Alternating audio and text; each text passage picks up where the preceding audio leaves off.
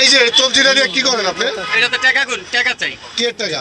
আল্লাহ টাকা দে আল্লাহ টাকা আচ্ছা দে এটা দিতে চান, এটা দিয়ে কি করেন? এটা তো টাকা দে হ্যাঁ টাকা দে মানে এটা এতটি কি লেগা? তোর বেশি টাকা দরকার এতটি কেন?